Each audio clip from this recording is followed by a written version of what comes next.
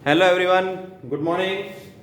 हिंदी में हम चैप्टर 8 के ऊपर आए हैं, हमारे प्रेरणा स्रोत। और लास्ट पीरियड में आपको पता ही है कि हमने क्या किया था कि लेसन के रिलेटेड हमने वीडियो भी देखे थे। तो वो वीडियो में भी हमें पता चला था कि भाई महान जो पुरुष हो गए थे भगवान बुद्ध, स्वामी विवेकानंद, तो उनके लाइफ से हमें बहुत सारी जानकारी मिलती है। बराबर है, उन लोगों की जो लाइफ है उनके बारे में हमें पढ़ना चाहिए। जो एक्स्ट्रा बुक्स है लाइब्रेरी में से हमें बुक्स लाके पढ़नी चाहिए। स्वामी विवेकानंद है, उनका जो पूरा जीवन है ना, वो बहुत ही इंस्पिरेशन है हमारे लिए, हम सब के लिए। तो बच्चों, हमारा न्यू लेसन है हमारे प्रेरणा स्रोत। तो इसका प्रकार आपको पता है, प्रेरक प्रसंग। तो आपको इसके बाजू में यहाँ पे लिखना है प्रेरक प्रसंग। अभी आपको पता चल गया है कि भाई हिंदी में नितेश सर की स्टाइल क्या है लिखाने की, तो आपको वो पहले से लिख ही देना है। आपको पता ही कि भाई नितेश सर ये करवाने वाले हैं। ओके, तो पाठ का जो नेम है यहाँ इसके बाजू में आपको लिखना है प्रेरक प्रसंग, जो पाठ का प्रकार है। ओके, और वो आपको याद रखना है। दूसरी बात कि राइटर का नेम तो हमें एनी हाउ याद रखना है। राइटर का नेम है अशोक कुमार शुक्ला। तो ये दो बातें बराबर आपको दिमाग में बैठा लेना है कि हमारे प्रेरणा स्रोत जो पाठ है वो पाठ का प्रकार है प्रेरक प्रसंग और लेखक का नाम है अशोक कुमार शुक्ला। ओके, तो पाठ का परिचय देखते हैं अभी। भगवान बुद्ध एवं स्वामी विवेकानंद जैसे महापुरुषों का जीवन हमारे लिए प्रेरणादायक रस है। प्रस्तुत पाठ में दो रोचक प्रसंगों द्वारा प्रेरणा दी गई कि मजबूत नींव के बिना न तो चरित्र का निर्माण होता है, न इमारत तथा प्रतिभाशाली लोगों के ढंग और गुण निराले होते हैं। समझो कि हमारे अंदर कि अगर हमें कुछ बनना है तो हमारे अंदर पहले तो नम्रता होनी ही चाहिए। पोलाइट, कि हमें एकदम पोलाइट रहना है, नम्रता से रहना है। हमारे अंदर किसी भी प्रकार का अभिमान पहले तो नहीं आना चाहिए। समझो कि अभिमान, घमंड हमारे अंदर आ गया तो हमारी प्रगति होने वाली ही नहीं है। ओके, आप यहाँ पे हमें दो नाम दिए हैं कि एक तो भगवान बुद्ध और दूसरा स्वामी विवेकानंद। तो उनके लाइफ के बारे में पढ़ो, हमारे गांधी जी के बारे में पढ़ो कि उन्होंने लाइफ में कभी भी घमंड नहीं किया। बराबर, लोग उनको बापू बोलते थे गांधी जी को, लेकिन कभी घमंड नहीं किया, अरे वाह मैं तो बापू बन गया, ऐसा नहीं है। बराबर, अगर हमें कुछ पाना है, कुछ आगे बढ़ना है तो हमें अभिमान घमंड नहीं करना है। ओके, तो आगे बढ़ते प्रेरक। इसमें हमें दो प्रसंग दिए हैं, बहुत बढ़िया प्रसंग है। तो पहला प्रसंग देखते हैं कि बिना नींव का मकान। अभी मकान बनाना है, नींव। तो नींव यानी कि बेस, हमें बेस तो हमारा पक्का ही रखना है। बराबर, अगर जो नीचे जमीन पर जो हम बेस बनाते हैं, नींव बनाते हैं, वो पक्की बन गई ना तो उसके ऊपर हम कितनी भी ऊंची इमारत बना सकते हैं। लेकिन बेस ही कच्चा है तो क्या करेंगे, तो जो इमारत हमने बनाई ना वो टूट जाएगी। तो इसी तरह से हमारा बेस, हमारा दिमाग भी हमें मजबूत बनाना है। बराबर, और हमें आगे बढ़ना है। चलो देखते हैं।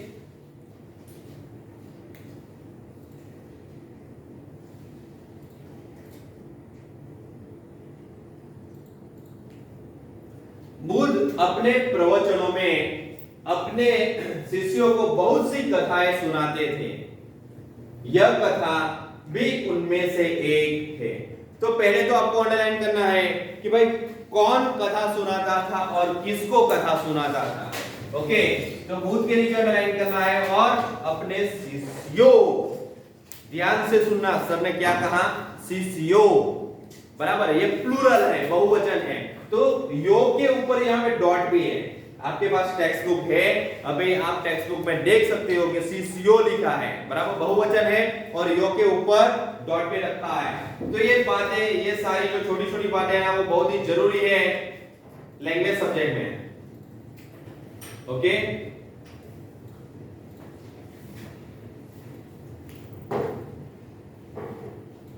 देखो सेकंड पैराग्राफ। कभी किसी काल में गंगानगर में राम और श्याम नामक दो धनी व्यापारी रहते थे। वे दोनों ही अपने धन और वैभव का बड़ा प्रदर्शन करते थे। देखो यहाँ पे आपको अंडरलाइन करना है, बहुत ही जरूरी है कि गंगानगर, हमारे नवसारी में गोपाल नगर है। बराबर, इसमें गंगानगर है। तो उसमें कौन रहता था, तो राम और श्याम। लेकिन वो क्या थे? तो धनी व्यापारी थे। धनी यानी कि बहुत ही रिच, पैसे वाले, और व्यापारी यानी कि बिजनेसमैन थे। ओके, तो ये आपको याद रखना है, राम और श्याम कहां रहते थे? गंगानगर में। क्या करते थे? तो भाई धनी व्यापारी थे। वे दोनों ही अपने धन और वैभव का प्रदर्शन करते थे। तो आपको अंडरलाइन करना है धन और वैभव। वो क्या करते थे राम और श्याम? उन लोगों के पास बहुत ज्यादा पैसा था, तो वो लोग सबको बताते थे भाई मेरे पास इतना पैसा है, मेरे पास ये है, गाड़ी है, बंगला है, नौकर है, चाकर है। तो वो सब प्रदर्शन करते रहते थे। एक दिन राम अपने मित्र श्याम के घर उससे भेंट करने के लिए गया। बच्चों यह पूरी लाइन आपको अंडरलाइन करना है, क्यों वो भी मैं आपको बताता हूं। ओके, मैंने लास्ट पीरियड में जो मैं रिवीजन करवाता था तब मैंने आपको बोला था कि भाई हमें ये सब याद रखना है कि छगन का मगन और मगन का छगन नहीं होना चाहिए, है ना। तो इसमें भी ऐसा होने वाला है। क्यों? क्योंकि एक दिन राम अपने मित्र श्याम के घर गया है। अभी आपको पता है कि भाई राम अपने मित्र श्याम के घर गया है, तो राम श्याम के घर गया है, श्याम राम के घर नहीं आया है। यह सब आपको याद रखना है, क्योंकि एग्जाम में अगर एमसीक्यू में फिल इन द ब्लैंक्स में 1 मार्क के जो क्वेश्चन आंसर आते हैं उसमें ऐसे क्वेश्चन आएंगे। और हमको पता है, हम हर साल हर एग्जाम में देखते हैं कि छगन का मगन और मगन का छगन आप करते ही हो। तो इसमें राम का श्याम और श्याम का राम भी होने ही वाला है, बराबर है। तो दिमाग में बैठा देना है कि कौन किसके घर पे गया था? राम श्याम के घर पे गया था। ओके, चलो, उससे भेंट करने के लिए गया था, यानी मिलने के लिए गया था। राम ने देखा कि श्याम का घर बहुत विशाल और 3 मंजिला था। तो यहाँ पे आपको अंडरलाइन करना है कि श्याम का घर कैसा था?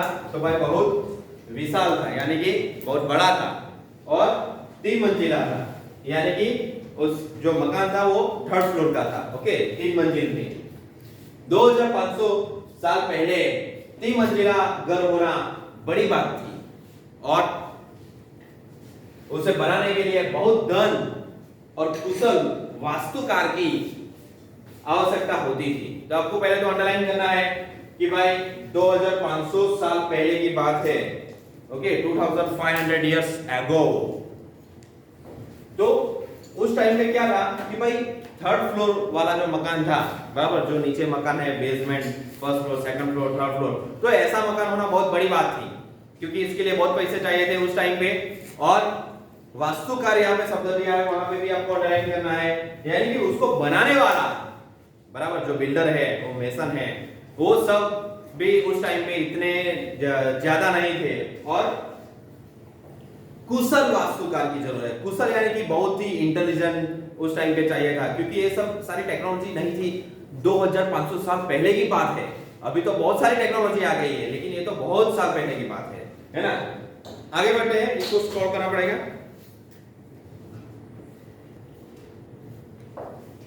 राम ने यह भी देखा कि नगर में सभी निवासी श्याम के घर को बड़े विस्मय से देखते थे और उसकी बहुत प्रशंसा करते थे। तो भाई राम श्याम के घर पे आया है, तो राम ने देखा कि भाई जो नगर है ना, गंगा नगर, तो वहां पे सारे लोग ये श्याम के घर को बड़े ध्यान से देखते थे। देखो, एकदम विस्मय से, यानी कि सरप्राइज, कि भाई इतने 3 मंजिला बनाया, यानी कि बहुत बड़ा मकान बनाया, जो इसमें बहुत सारा खर्चा होता है और कुशल कारीगर भी चाहिए इसके लिए। तो बहुत सारे लोग क्या करते हैं, उसको विस्मय से देखते थे कि इतना बड़ा मकान। ओके, किसका मकान है बड़ा? श्याम का। राम का श्याम और श्याम का राम नहीं होना चाहिए, क्योंकि अभी तो बहुत सारे अभी सेंटेंस आने वाले हैं। ओके, सभी लोग उसके मकान की प्रशंसा करते हैं, बहुत बड़ा मकान है, श्याम का मकान अच्छा है, वगैरह वगैरह। ओके,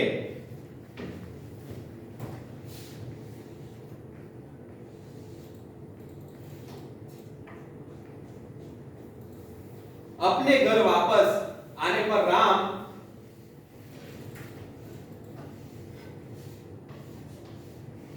उदास था कि श्याम के घर ने सभी का ध्यान खींच लिया था।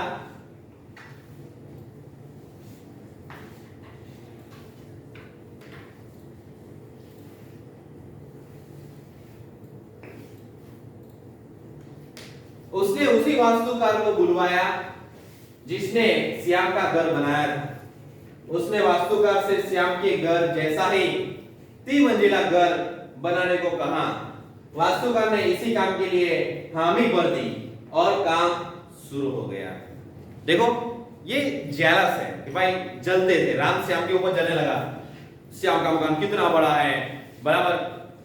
और श्याम ने सोचा कि राम ने सोचा कि भाई जैसा घर श्याम का है ना वैसा ही घर मेरा भी होना चाहिए। तो उसने उसी वास्तुकार को बुलाया, उसी बिल्डर को बुलाया, कॉन्ट्रैक्टर को, कि भाई इसके जैसा मकान मेरे को बना के दे दे। और जो वास्तुकार है उसने भी आके क्या बोला कि भाई हाँ में हाँ मिला नहीं, और बोला कि भाई आपका मकान बन जाएगा, और उसने काम शुरू भी कर दिया। कुछ दिनों बाद राम काम का मुआयना करने के लिए निर्माण स्थल पर आ गया। जब उसने नींव खोदे जाने के लिए मजदूरों को गहरा गड्ढा खोदते देखा तो वास्तुकार को बुलाया और पूछा, इतना गहरा गड्ढा क्यों खोदा जा रहा है? देखो अगर बड़ा मकान बनाना है तो इसकी नींव तो मजबूत ही रहनी चाहिए, बराबर। तो गड्ढा तो खोदना पड़ेगा। अगर गड्ढा खोदेंगे तो नींव मजबूत बन सकती है और उसके ऊपर 3 मंजिला मकान हम बना सकते हैं। तो भाई राम ने तो पूछ लिया वो वास्तुकार से कि भाई इतना बड़ा गड्ढा क्यों खोद रहे हैं? मैं आपके बताया अनुसार 3 मंजिला घर बनाने के लिए काम कर रहा हूं। सबसे पहले मैं मजबूत नींव बनाऊंगा, फिर क्रमशः पहली मंजिल, दूसरी मंजिल और तीसरी मंजिल बनाऊंगा।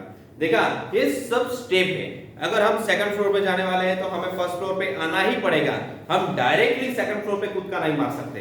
ओके, तो उसी प्रकार से कॉन्ट्रैक्टर ने क्या बोला कि भाई पहले मेरे को नींव बनाना है, बेस बनाना है, उसके बाद मैं फर्स्ट फ्लोर बनाऊंगा, सेकंड फ्लोर बनाऊंगा और उसके बाद मैं बनाऊंगा थर्ड फ्लोर। मुझे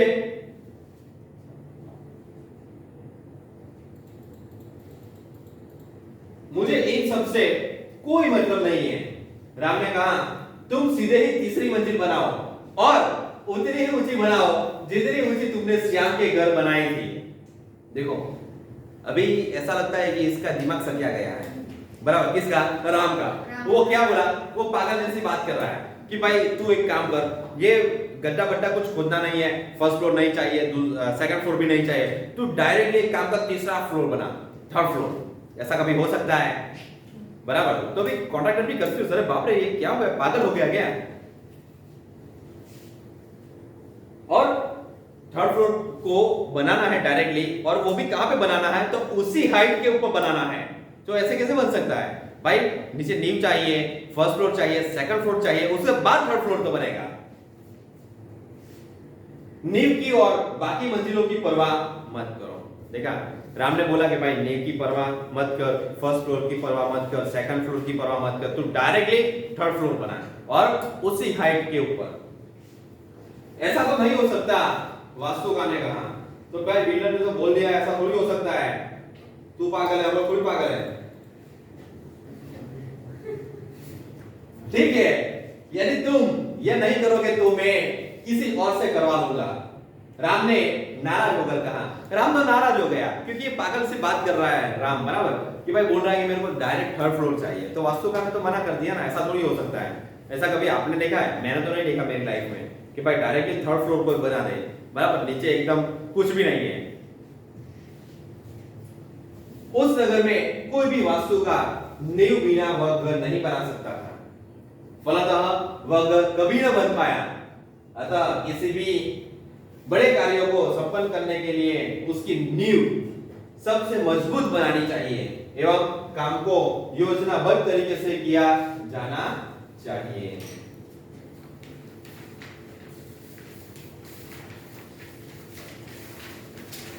तो बच्चों आज हमने देखा कि यह जो लेसन है वो लेसन में 2 स्टोरी ली है। तो आज हमने फर्स्ट स्टोरी देखी है राम और श्याम वाले, कि भाई श्याम का घर बहुत बड़ा है, बराबर। राम जब श्याम के घर पे जाता है तो देखता है कि श्याम का घर बहुत बड़ा है और उसके ऊपर जलने लगता है।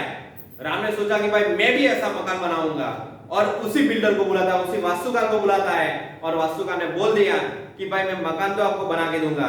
वास्तुकार जब कार्य शुरू करता है तब राम आके देखता है कि भाई ये लोग तो गड्ढा खोद रहे हैं। तो वास्तुकार ने कहा तो पहले गद्दा खोदने के बाद हम लोग नींव बनाएंगे, उसके बाद पहली मंजिल, दूसरी मंजिल और बाद में बनेगी तीसरी मंजिल। अभी राम यहाँ पे सटिया गया है, तो राम ने बोला कि भाई मेरे को तो डायरेक्ट तीसरी मंजिल चाहिए और उसी हाइट के ऊपर चाहिए। तो ऐसा तो पॉसिबल ही नहीं ना, ऐसा तो कोई, ऐसा कौन बोलेगा, पागल इंसान बोलता है, बराबर है। तो भाई वो वास्तुकार ने मना कर दिया, भाई ऐसा काम तो होने वाला ही नहीं है, क्योंकि उसकी लाइफ में भी ऐसा कोई इंसान आया नहीं था कि भाई ऐसा कोई डिमांड करे, बराबर है। तो राम ने क्या किया कि दूसरे वास्तुकार को बुलाया, उन लोगों ने भी पूछा, लेकिन सभी ने मना कर दिया क्योंकि ये पॉसिबल ही नहीं है। ओके, तो अगर हमें कोई भी कार्य करना है तो नींव हमारी मजबूत रहनी चाहिए, हमारा भरोसा हमें मजबूत रहना चाहिए। और यहाँ पे एक शब्द आया है आयोजनबद्ध, हमें प्लानिंग के साथ कार्य करना है। अगर आपने टारगेट बना लिया भाई मैं डॉक्टर बनना चाहता हूँ, बड़ा होकर या बड़ी होकर, तो उसी हिसाब से आपको प्रैक्टिस करनी है। आज से आप शुरू कर दोगे, सुबह में 4 बजे उठ के आपको पढ़ना है, बराबर। सुबह में जो कोई भी पढ़ता है उसको परफेक्टली और एकदम याद रह जाता है तुरंत। वो मेरा खुद का मेरे अनुभव है, इसके लिए मैं आपको बोल रहा हूं। ओके, तो कोई भी कार्य करो लेकिन आयोजनबद्ध हमें कार्य करना है, प्लानिंग से कार्य करना है। और आज आपको क्या करना है कि भाई यह पाठ जो है उसका मूल्य, उसका शब्दार्थ और मुहावरे, ये 3 चीज आपको नोटबुक में लिखना है गुड राइटिंग से, और उसको लर्न भी करना है। ओके बच्चों, तो अभी हम मिलते हैं नेक्स्ट वीडियो में। Tata bye bye, see you.